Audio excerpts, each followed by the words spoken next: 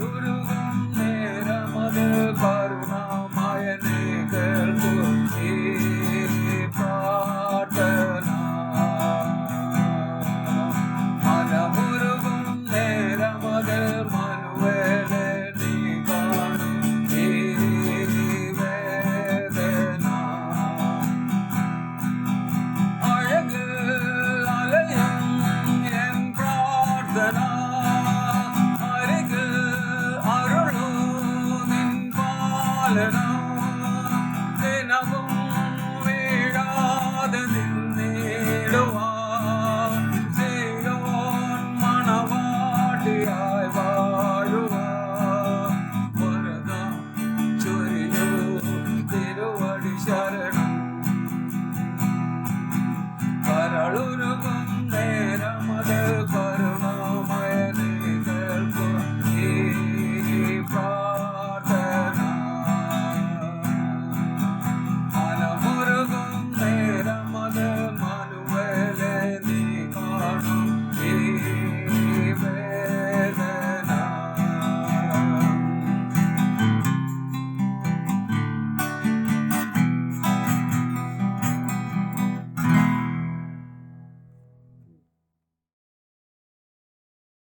ബഹുമാനപ്പെട്ട അച്ഛനെ ദൈവനാമത്തിലെ നന്ദി പറയുന്നു. ഇന്ന് നമുക്ക് നാം പാർക്കുന്ന ഈ പ്ലാനറ്റ് എർത്തിൻ്റെ എൻവയൺമെൻറ്റിനെ കുറിച്ച് അഥവാ പരിസ്ഥിതിയെക്കുറിച്ച് ചിന്തിക്കാം. ഇന്ന് ലോകം മുഴുവൻ ചർച്ച നടന്നുകൊണ്ടിരിക്കുന്ന ഒരു വിഷയമാണ് ഗ്ലോബൽ വാർമിംഗ്. ലോകം ഒട്ടുക്ക് കാലാവസ്ഥ മാറിക്കൊണ്ടിരിക്കുകയാണ്. ടെമ്പറേച്ചർ കൂടിക്കൊണ്ടിരിക്കുക. ഇടതടവില്ലാതെ ഓടിക്കൊണ്ടിരിക്കുന്ന വാഹനങ്ങൾ, ഫാക്ടറീസിലെ എമിഷൻ, ആറ്റോമിക് എനർജി റിയാക്ടേഴ്സ്, എല്ലാ സ്ഥലത്തും കാർബൺ എമിഷൻ കൂടിക്കൊണ്ടിരിക്കുകയാണ്. Yes, the atmosphere is polluted beyond repairs. Ozone ലെയറിലുള്ള പാളിച്ച മൂലം സൂര്യതാപം മുൻകാലങ്ങളിലേക്കാൾ അധികമായി ഭൂമിയിൽ പതിച്ചുകൊണ്ടിരിക്കുകയാണ്. ഹിമാലയാസ് പോലെയുള്ള പർവ്വതനിരകളെ മൂടിക്കിടക്കുന്ന ഗ്ലേസിയേഴ്സ് വർഷം തോറും ഉരുകി കുറയുകയാണ്. ആർക്ടിക് സമുദ്രത്തിലുള്ള മഞ്ഞുകെട്ടിയും ഉരുകിക്കൊണ്ടിരിക്കുകയാണ്. അത് നിമിത്തം സീ ലെവല് ഉയർന്നുകൊണ്ടിരിക്കുന്നു. ലോ ലായിങ് ഏരിയയിലെ ജനജീവിതം പലപ്പോഴും അപകടത്തിലാണ്. ഫോറസ്റ്റ് ലാൻഡും കൂടെ കയ്യേറ്റം ചെയ്ത് ബിൽഡിങ്ങും 5 സ്റ്റാർ ഹോട്ടൽസ്, ഇൻഡസ്ട്രീസ് ഒക്കെ എസ്റ്റാബ്ലിഷ് ചെയ്യുകയാണ്. ഫോറസ്റ്റ് കുറയും തോറും ചൂട് കൂടും, മഴ കുറയും. കാലാവസ്ഥയിൽ വലിയ മാറ്റങ്ങൾ ഉണ്ടാകുന്നു. Underground water level year after year താണുകൊണ്ടിരിക്കുകയാണ്. Pollution level day by day കൂടിക്കൊണ്ടിരിക്കുകയാണ്. പ്ലാസ്റ്റിക് ബാഗ്സ്, കപ്സ് ഒക്കെ യൂസ് ചെയ്യാൻ കൺവീനിയൻ്റ് ആണ്. യൂസ് ചെയ്തിട്ട് വലിച്ചെറിഞ്ഞാൽ മതിയല്ലോ. പക്ഷേ അതെല്ലാം ഭൂമിയെ നശിപ്പിക്കുകയാണ്. അതിൻ്റെ കൂടെ നമ്മൾ കാണുന്നുണ്ട് കെമിക്കൽ ഫെർട്ടിലൈസേഴ്സും പെസ്റ്റിസൈഡ്സും അതും ഇതുമൊക്കെ കൂടെ അതും ഒത്തിരി നാശം ചെയ്യുന്നതാണ്. ഡ്രെയിനേജ് സിസ്റ്റം ഈ പ്ലാസ്റ്റിക് ഒക്കെ ഇട്ട് ക്ലോഗ് ചെയ്യുന്നതും കാണാം. കഴിഞ്ഞ വർഷങ്ങളിലെ ഡൽഹിയിലെ പൊല്യൂഷൻ ലെവല് നമ്മൾ കാണുന്നുണ്ടായിരുന്നല്ലോ. അയൽ രാജ്യങ്ങളിൽ കൊയ്ത്ത് കഴിഞ്ഞ് ഫോഡർ കത്തിക്കുന്ന സമയം ഡൽഹിയിലെ പൊല്യൂഷൻ വളരെ വർദ്ധിക്കുന്നു. തിക്ക് ഫോഗ് കാരണം വാഹനങ്ങൾ ഓടിക്കുന്നതിനും ഫ്ലൈറ്റ് ടേക്ക് ഓഫ് ചെയ്യുന്നതിനും ലാൻഡ് ചെയ്യുന്നതിനുമൊക്കെ വളരെ ബുദ്ധിമുട്ടുന്നത് നാം കണ്ടല്ലോ. ഈ ഫോഡർ കത്തിക്കാതെ ഫെർട്ടിലൈസർ ആക്കുവാൻ ഉള്ള സംവിധാനം ഇപ്പോൾ കണ്ടുപിടിച്ചിട്ടുണ്ട്. പക്ഷേ അതൊക്കെ പ്രാക്ടിക്കലാകാൻ ഇനിയും സമയമെടുക്കും. ഇലക്ട്രിക് വെഹിക്കിൾസ് ഉപയോഗിക്കുന്നതും എൻകറേജ് ചെയ്തുകൊണ്ടിരിക്കുകയാണ്. കാർ പൂളിങ്, ഡൽഹിയിലെ ഈവൻ നമ്പർ ഓഡ് നമ്പർ, ഇന്ന് ഈവൻ നമ്പറാണ്, നാളെ ഓഡ് നമ്പർ, എല്ലാവരും ഈവൻ ആൻഡ് ഓഡ് നമ്പർ ഒരുമിച്ച് റോഡിൽ വരാനൊക്കത്തില്ലായിരുന്നു. അങ്ങനെ വെഹിക്കിൾസൊക്കെ ഓൾട്ടർനേറ്റ് ഡേയ്സിൽ റോഡിൽ അനുവദിക്കുമായിരുന്നു. ഏതെല്ലാം വിധത്തിൽ പൊല്യൂഷൻ ലെവൽ കുറയ്ക്കാനായി ശ്രമിക്കുകയാണ് ഈ നാളുകളിൽ. പക്ഷേ ഈ വർഷവും ആരംഭത്തിൽ നമ്മൾ കണ്ടത് ഡൽഹിയിൽ വളരെ അധികം പൊല്യൂഷന് ഉണ്ടെന്നുള്ളതാണ്. പരിസരങ്ങൾ മലിനീകരിക്കുന്നതും വേസ്റ്റ് കത്തിക്കുന്നതുമൊക്കെ പൊല്യൂഷൻ ലെവല് കൂടുന്നതിന് കാരണമാകുകയാണ്. ഗംഗയിലെ ഡെഡ് ബോഡീസ് ഓർക്കുമല്ലോ, ഈ നാളുകളിൽ നമ്മൾ കണ്ടുകൊണ്ടിരിക്കുന്ന ഇതൊക്കെ വാട്ടർ പൊല്യൂഷൻ എത്ര അധികമായിട്ടുണ്ടാകുമെന്ന് ഓർത്തേ. ദി WMO വേൾഡ് മെറ്റീരിയോളജിക്കൽ ഓർഗനൈസേഷൻ്റെ ഒരു റിപ്പോർട്ട് ഇപ്രകാരമായിരുന്നു. I quote them: The Arabian Sea has become a warm pool that is now hosting more intense cyclones. Warmer ocean conditions are resulting in intensification of cyclones. I repeat that once again. The Arabian Sea has become a warm pool that is now hosting more intense cyclones. Warmer ocean conditions are resulting in intensification of cyclones. I unquote. Recently, we have seen the fury of cyclone Taukte and Yas, which has created havoc in the coastal areas and destroyed property and took away many lives. Now, almost every year and every month, we can realize that the time is becoming warmer than the earlier ones.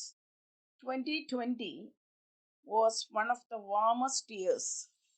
However, global warming does not stop at the land temperature rise, but the rapid warming in the ocean that is causing extreme weather events in the recent decades. This we can see almost every year, year after year, many of these things are occurring. More than 93% of the additional heat from the global warming is absorbed by the oceans. The long-term surface warming recorded in the western region ocean has huge impact on the monsoon and severe weather events. On the eastern coast, many districts are hotspots for cyclones, floods, droughts, and associated events. More than 250 million people live in these districts or in those areas. ലോകത്തിൻ്റെ പല ഭാഗങ്ങളിലും forest കത്തിക്കൊണ്ടിരിക്കുന്നത് ഈ കഴിഞ്ഞ വർഷങ്ങളിൽ നാം കണ്ടല്ലോ. മുമ്പുള്ള കാലങ്ങളിലൊന്നും ഇതൊന്നും ഇത്രയും ഇങ്ങനെ കണ്ടിട്ടില്ല. പലയിടത്തും ഒരു ഫോറസ്റ്റിനെ തീ പിടിച്ചു എന്നൊക്കെ കേൾക്കും, അത് അധികം പടരാതൊക്കെ നിൽക്കും. ഇപ്പം പലയിടത്തും ഈവൻ യൂറോപ്യൻ രാജ്യങ്ങളിലും അമേരിക്കയിലും ഒക്കെ ഓസ്ട്രേലിയയിലും ഒക്കെ ഈ തീ ഇങ്ങനെ ഫോറസ്റ്റ് കത്തുക, അത് ദിവസങ്ങളോളം കത്തി എരിഞ്ഞുകൊണ്ടിരിക്കുക, അതൊക്കെ നമ്മൾ കാണുന്നുണ്ട്. ഉണങ്ങിയ പുല്ലും മരങ്ങളും ദിവസങ്ങളോളം നിന്ന് കത്തുന്നത് നാം കാണുന്നുണ്ട്. പൊല്യൂഷൻ കൂടുന്നതോടൊപ്പം വൃക്ഷങ്ങൾ നഷ്ടപ്പെടുകയാണ്. അത്രയും വൃക്ഷങ്ങൾ ഇനി വെച്ച് പിടിപ്പിച്ച് പഴയ നിലയിലാകാൻ എത്ര സമയമെടുക്കും?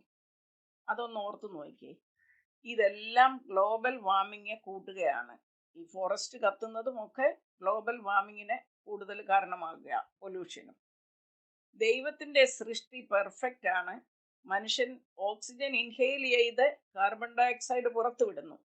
എന്നാൽ ആ കാർബൺ ഡയോക്സൈഡ് നമുക്ക് ചുറ്റുമുള്ള ചെടികൾ അബ്സോർബ് ചെയ്യുന്നു. As children of God, we have the responsibility to maintain the tranquility of the nature. Yes, it is our responsibility to maintain the tranquility of the nature. ഇതിന് എൻവയൺമെന്റ് സ്പെഷ്യലിസ്റ്റ് കുറേ കാര്യങ്ങൾ suggest ചെയ്യുന്നുണ്ട്. അത് നമുക്കൊന്ന് നോക്കാം. Use കാർപൂൾസ്. ഒരു ഏരിയയിൽ നിന്നും പോകുന്ന 4 പേര് 4 കാറ് ഉപയോഗിക്കുന്നതിന് പകരം ഒരു കാറിൽ 4 പേരും കൂടെ പോവുക. അത്രയും കാർബൺ, അതായത് 3 കാറിൻ്റെ കാർബൺ എമിഷന് അതുകൊണ്ട് കുറയ്ക്കാൻ സാധിക്കും ഒരു കാർപൂൾ കൊണ്ട്. അങ്ങനെ അനേകം സ്ഥലങ്ങളിൽ നിന്ന് കാർപൂൾ ആകുമ്പോഴേ ദാറ്റ്സ് എ ഗ്രേറ്റ് അഡ്വാൻറ്റേജ്. രണ്ടാമതായിട്ട് പ്ലാസ്റ്റിക് ബാഗ്സ്, കപ്പൊക്കെ ഉപയോഗിക്കാതെ ഇരിക്കുക. അഥവാ ഉപയോഗിച്ചാൽ അത് റീസൈക്ലിങ്ങിനുള്ള സംവിധാനം ഉണ്ടായിരിക്കണം. ഇലക്ട്രോണിക് ഉപകരണങ്ങൾ ഉപയോഗിക്കുന്നില്ലെങ്കിൽ സ്വിച്ച് ഓഫ് ചെയ്യുക. വേസ്റ്റ് മാനേജ്മെന്റ് സിസ്റ്റം ഡെവലപ്പ് ചെയ്യണം.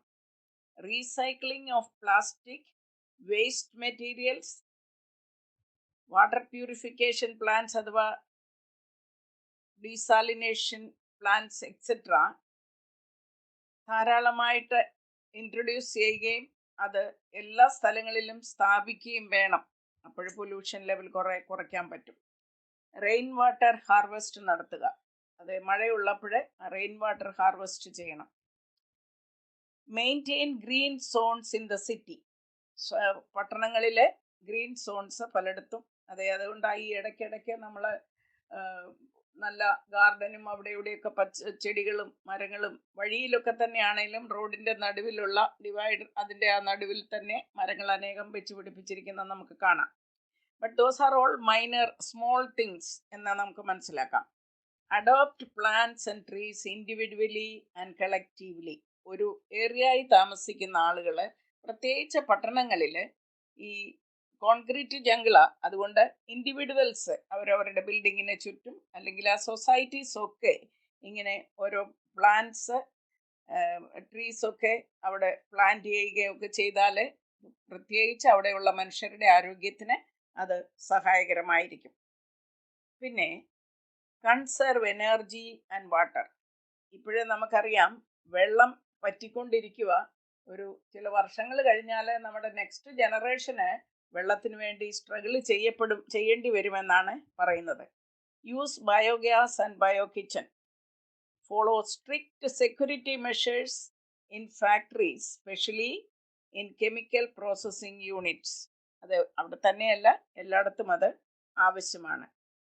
ദൈവത്തിൻ്റെ സൃഷ്ടിയെ ആരും നശിപ്പിക്കാൻ പാടില്ല എന്ന് നാം മനസ്സിലാക്കേണ്ടതാണ്. 107-ാം സങ്കീർത്തനത്തിൻ്റെ 33-34 വാക്യങ്ങൾ ഇങ്ങനെ വായിക്കുന്നുണ്ട്: നിവാസികളുടെ ദുഷ്ടത നിമിത്തം അവൻ നദികളെ മരുഭൂമിയും നീരുറവുകളെ വരണ്ട നിലവും ഫലപ്രദമായ ഭൂമിയെ ഉവർനിലവുമാക്കിയെന്ന് നാം വായിക്കുന്നു. അത് എത്ര ഒരു കഷ്ടമാണ് വായിക്കുമ്പോഴേ. എന്നാൽ 35-ാം വാക്യം മുതൽ വായിക്കുമ്പോഴേ അവൻ മരുഭൂമിയെ ജലതടാകവും വരണ്ട നിലത്തെ നീരുറവുമാക്കി, വിശന്നവരെ അവൻ അവിടെ പാർപ്പിച്ചു. യഹോവയുടെ വചനത്താല് ആകാശവും അവൻ്റെ വായിലെ ശ്വാസത്താൽ അതിലെ സകല സൈന്യവും ഉളവായി. അവൻ അരുളി ചെയ്തു, അങ്ങനെ സംഭവിച്ചു. അവൻ കൽപ്പിച്ചു, അങ്ങനെ സ്ഥാപിതമായി. സൃഷ്ടാവാം ദൈവം സൃഷ്ടിയുടെ മകുടമായി മനുഷ്യനെ സൃഷ്ടിച്ചു. പക്ഷേ ദൈവ തേജസ് നഷ്ടപ്പെടുത്തിയ മനുഷ്യൻ ഭൂമിയിൽ ഡിസ്ട്രക്ഷൻ കൊണ്ടുവന്നു. മനുഷ്യജാതിയുടെ ഉദ്ധാരണത്തിനായി ദൈവം തൻ്റെ ഏകജാതനായ പുത്രനെ ലോകത്തിലേക്ക് അയച്ചു. മനുഷ്യജാതിയുടെ മുഴുവൻ പാപത്തിൻ്റെ പ്രായശ്ചിത്തമായി താൻ ക്രൂശിൽ മരിച്ചു. അവനെ കൈക്കൊണ്ട് അവൻ്റെ നാമത്തിൽ വിശ്വസിക്കുന്ന ഏവർക്കും ദൈവമക്കളാകുവാൻ അധികാരം കൊടുത്തുവെന്ന് നാം ദൈവത്തിൻ്റെ വചനത്തിൽ വായിക്കുന്നു. പ്രകൃതിയെയും പരിസ്ഥിതിയെയും പരിപാലിക്കേണ്ടത് മനുഷ്യൻ്റെ കടമയാണ്. അതുകൊണ്ട് ഓരോ വ്യക്തിയും പ്രകൃതിയെ സൂക്ഷിക്കുകയും മലിനമാക്കാതെ ഇരിക്കുകയും വേണം.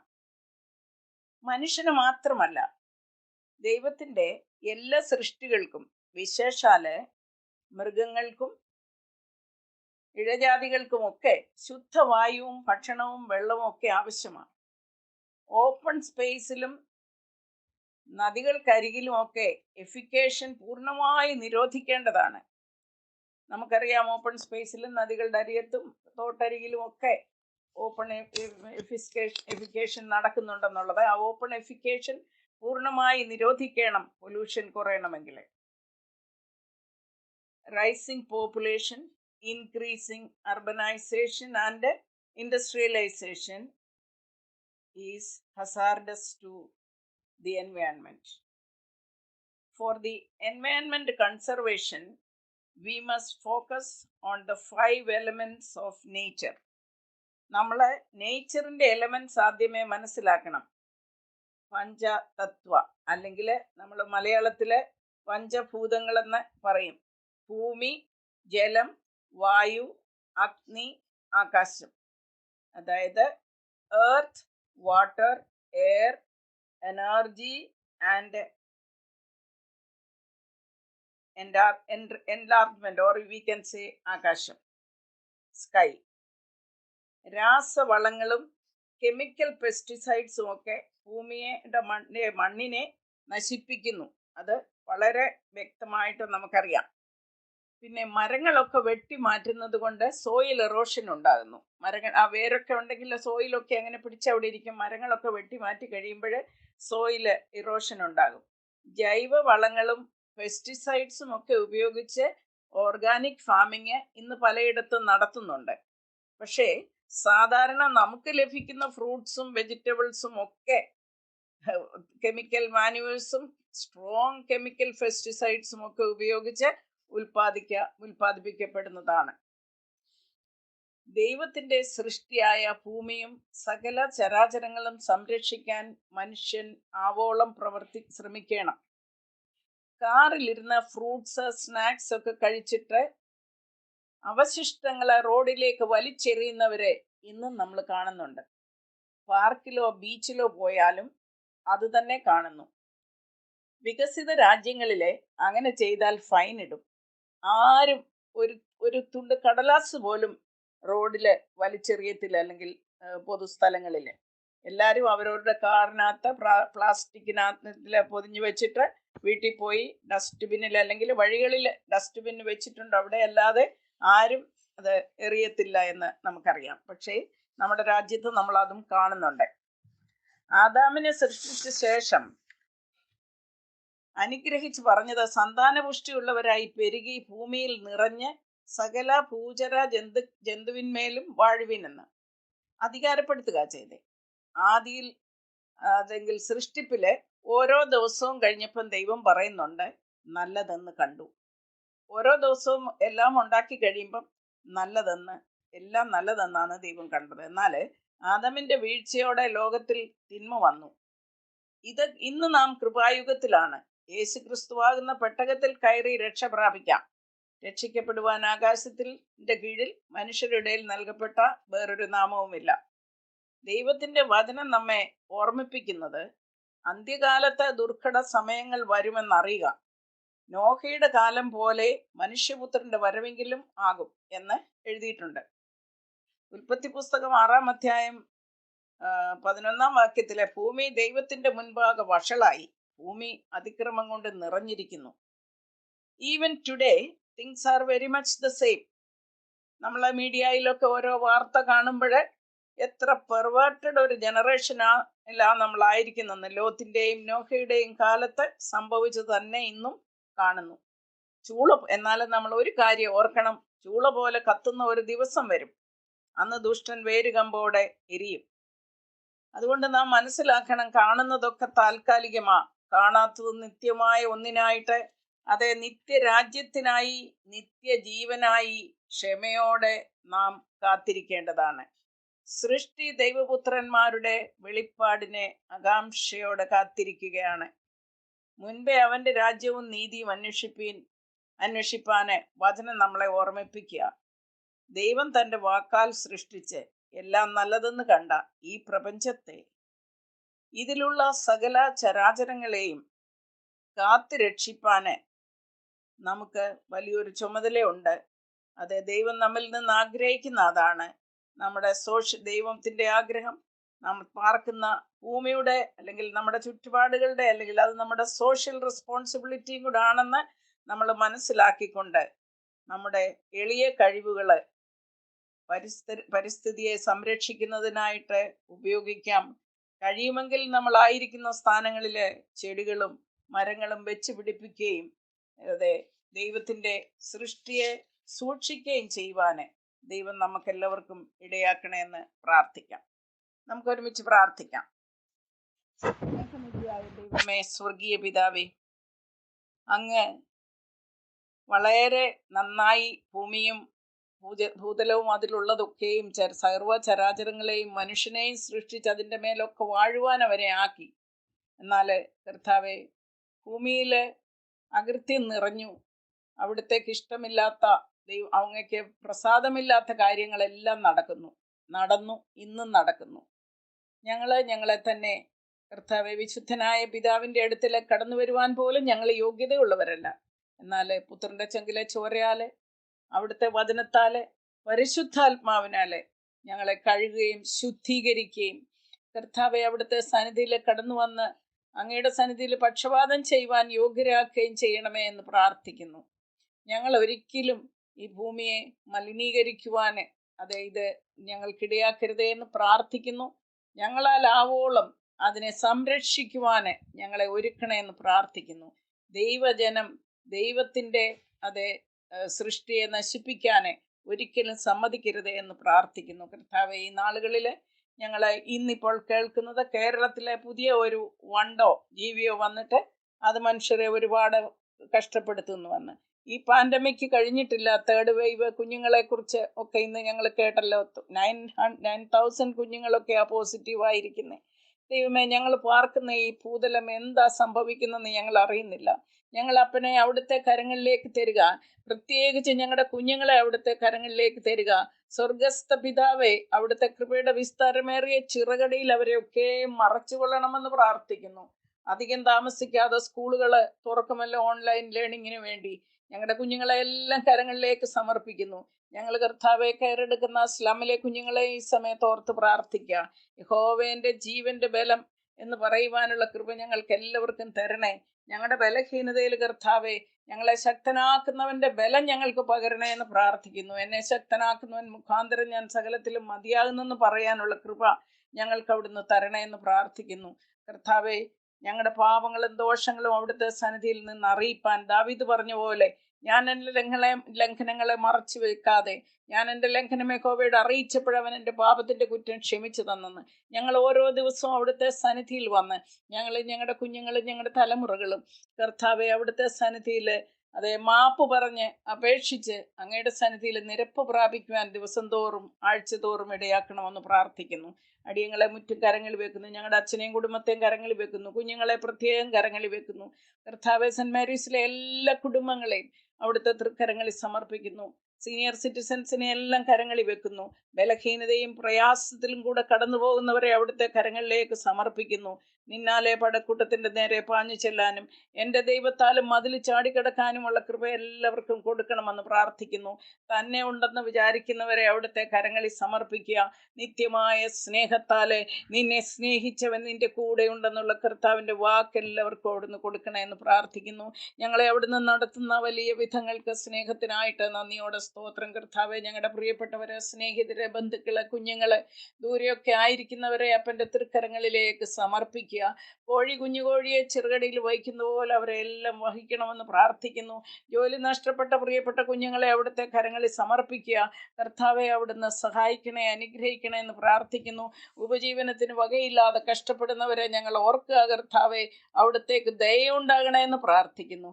എല്ലാ നാമത്തിലും മേലായി അവിടുത്തെ നാമം മഹത്വം എടുക്കണം. അടിയങ്ങളെ പൊടിയോളം താഴ്ത്തുക. കർത്താവെ, ഞങ്ങളോട് കൂടെ ഇരുന്ന് ഞങ്ങളെ വഴി നടത്തണേ. മഹത്വമെല്ലാം തിരുമേനി എടുക്കണേ. പ്രാർത്ഥന കേട്ടതോർത്ത് നന്ദിയോടെ സ്തോത്രം.